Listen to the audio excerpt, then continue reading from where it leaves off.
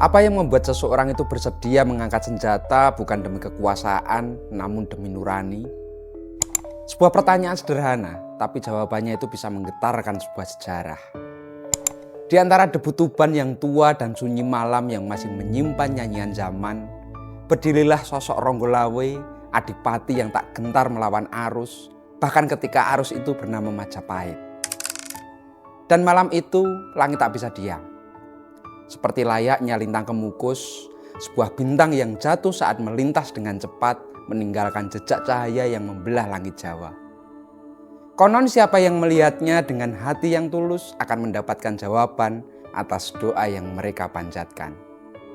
Kini jejak itu kita temukan kembali, bukan di langit, namun di sebelah keris.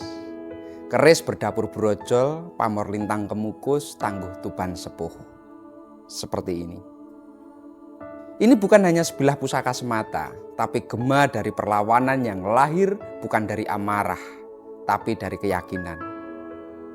Lalu apa yang berharga daripada kekuasaan dan kehormatan yang dipertaruhkan di medan peperangan? Apakah mungkin ada sesuatu itu yang lebih luhur yang mendorong langkah seseorang sebagai pejuang?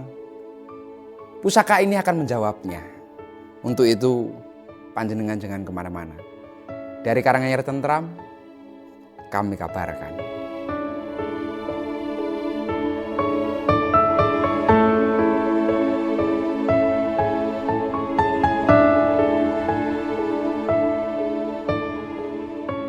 Sebuah pusaka dengan busana gayaman Surakarta, bahan kayunya itu trembalu lawasan. Seratnya itu nginden, begitu luar biasa, sangat indah.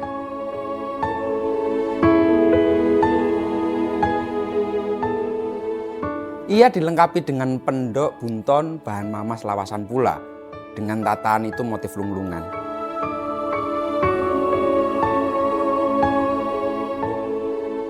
Sementara untuk dedernya, ia memakai model batu karang Cirebonan dengan mendaknya itu model selut wajian, bahannya kuningan lawasan pula.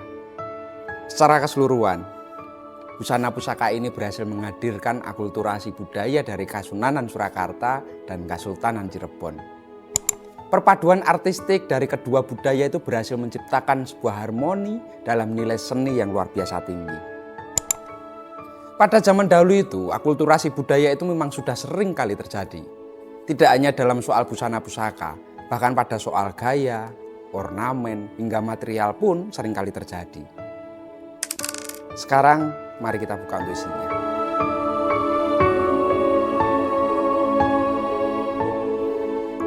Pusaka dapur brojol, pamor lintang kemukus, tangguh tuban sepuh.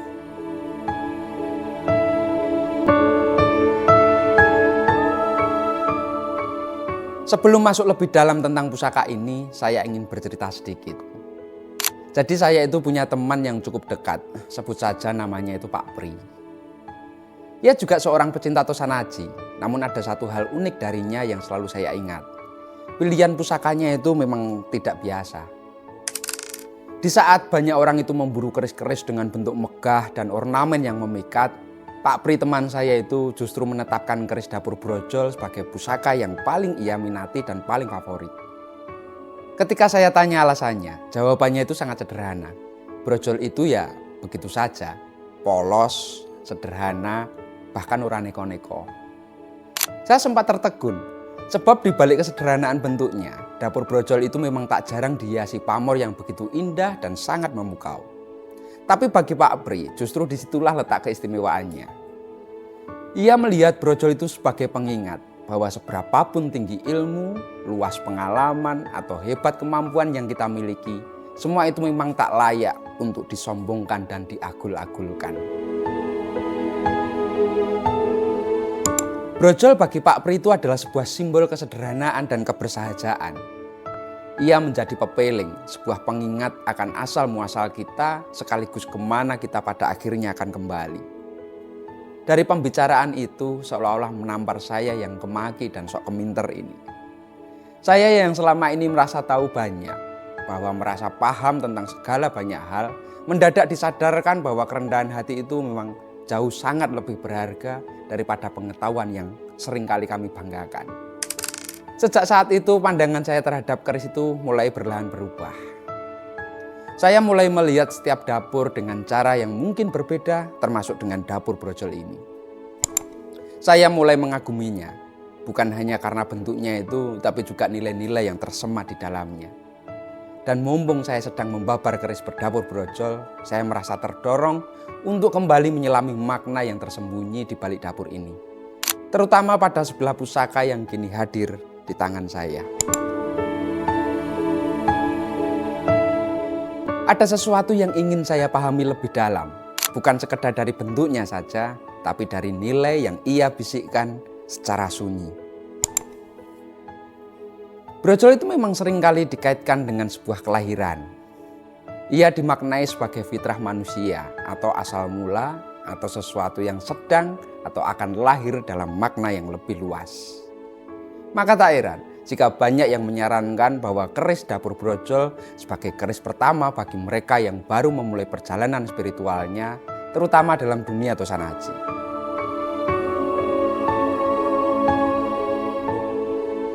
Namun bagi saya, brojol itu memang bukan hanya layak menjadi pusaka pembuka. Ia ternyata juga pantas menjadi pusaka penutup. Karena brojol memang tak hanya mencerminkan sebuah awal mula, tetapi juga menggambarkan tujuan akhir, yakni pengendapan diri.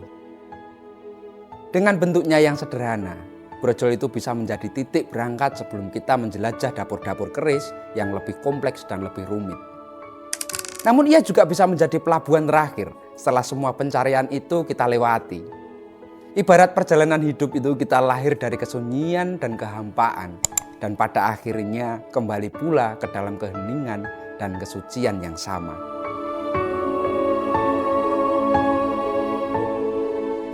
Pusaka ini mempunyai pamor yang sangat istimewa. Bisa panjenengan pirsani, perlahan kita babar ya.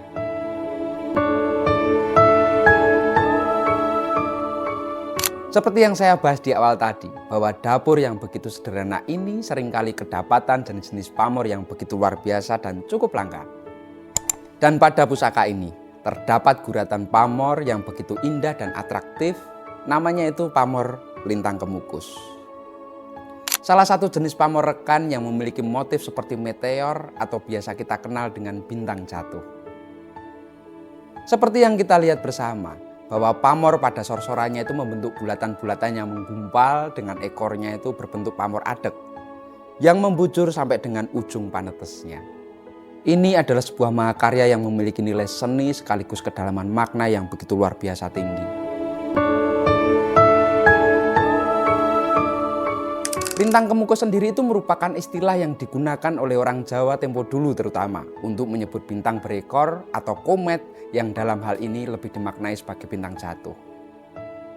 Pada masa itu, saat seseorang itu melihat bintang jatuh, mereka akan spontan memanjatkan doa kepada Tuhan. Karena memang diyakini bahwa doa yang terucap bersamaan dengan munculnya bintang jatuh akan lebih mudah untuk dikabulkan. Wallahu a'lam. Dan bahkan saat ini mungkin masih berlaku hal yang sama pada sebagian orang yang meyakininya. Fenomena-fenomena ini memang dianggap sebagai pertanda baik. Bahkan disamakan nilainya dengan melihat pulung, yaitu tanda-tanda keberuntungan yang datang dari langit. Dari kepercayaan inilah, pamor lintang kemukus itu kemudian dimaknai sebagai simbol sebuah harapan, simbol doa yang tulus dan cita-cita yang ingin segera diwujudkan oleh pemilik pusakanya. Menariknya, dalam naskah kuno Serat Pamor Duwung jilid 1 Babon asli saking Cirebon yang dicetak ulang oleh De Bliksem pada tahun 1935, tertulis sebuah kalimat yang berbunyi begini. Ikulah pamor lintang kemukus, agung bawa leksanane, watake panas baran, tur teguh rahayu, luput ing panah lan sanjata. Yang jika diterjemahkan secara bebas itu berbunyi begini. Inilah pamor lintang kemukus, besar pengaruh dan maknanya. Wataknya itu berani dan bergelora, namun tetap teguh dalam menempuh jalan menuju keselamatan, terhindar dari panah dan senjata.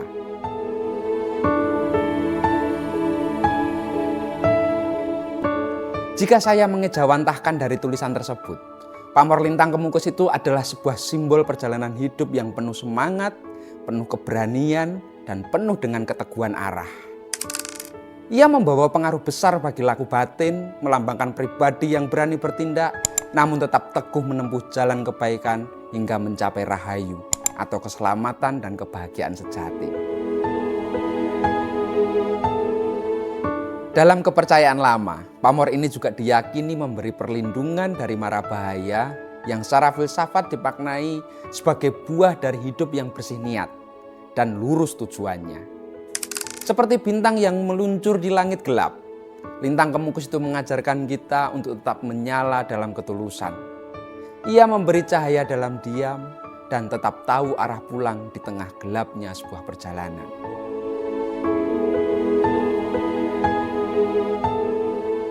Keris tangguh Tuban Sepuh ini dalam diamnya seolah menyimpan sebuah gema dari peristiwa dan tokoh masa silam. Dan nama Ronggolawe, seorang adipati Tuban sekaligus senopati andalan Majapahit, muncul sebagai sosok yang relevan untuk selalu kita kenang. Ia dikenal bukan hanya karena keberanian dan kehebatannya semata di medan peperangan, tapi juga karena sikapnya yang teguh dalam menjunjung keadilan, bahkan saat harus berbeda pendapat dengan rajanya sendiri. Peristiwa pemberontakan Ronggolawe terhadap Mahapatih Nambi adalah salah satu contoh bagaimana suara nurani bisa menjadi dasar bagi perlawanan yang dilandasi oleh prinsip, bukan ambisi tentunya.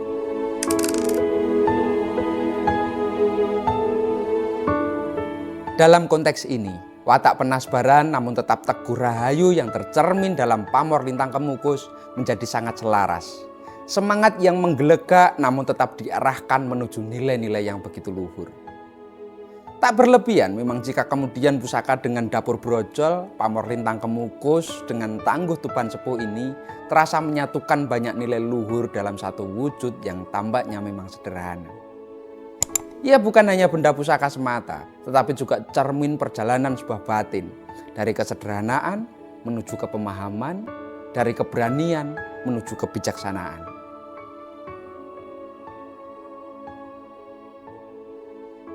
Seperti bintang berekor yang melesat cepat namun tetap membawa sebuah harapan. Pusaka ini mengajarkan bahwa di setiap laku hidup, keteguhan harus didasari oleh kemurnian niat. Dan dalam narasi sejarah maupun spiritual, kisah Ronggolawe dan makna pamor ini sama-sama mengajarkan bahwa kebenaran pada akhirnya akan selalu menemukan jalannya sendiri. Meskipun lewat jalur yang cukup sepi, sunyi, dan bahkan getir. Matur nuwun dan salam tutut hati.